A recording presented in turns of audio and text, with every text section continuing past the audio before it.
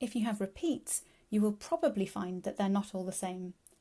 This reflects the fact that your method, how you are actually carrying out your practical, has introduced more uncertainty, more that is than the uncertainty from the measuring instrument. Here we find the range of the measurements and then halve it. This is probably the method that makes the most intuitive sense, as we can already see that L could be as low as 201 millimetres or as high as 205 millimetres. Of course, this example had really friendly numbers in it. When the numbers are less friendly, some rules come into play. In this example, we end up with an average time measurement with 3 significant figures. Finding the range and halving it gives us an absolute uncertainty of plus or minus 0.4 seconds.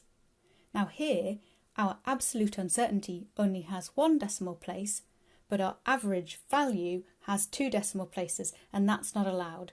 Our value and our absolute uncertainty must have the same number of decimal places.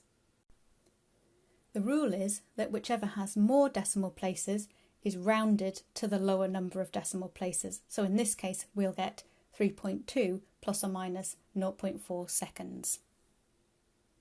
Of course, sometimes your repeats will be very close together or even identical. In this case, we've got a very small range, giving us this absolute uncertainty. However, the voltmeter will have had a tolerance of, let's say, 1%.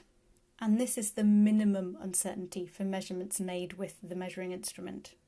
Now, if our average value were a measurement with this tolerance, we'd get an absolute uncertainty of plus or minus 0.01 volts, making this the minimum absolute uncertainty we are allowed for measurements with the voltmeter.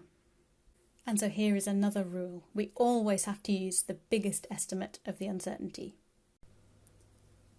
If you're finding these videos useful, please subscribe and don't forget to check out our resources on the website and follow Learning Dojo on Twitter.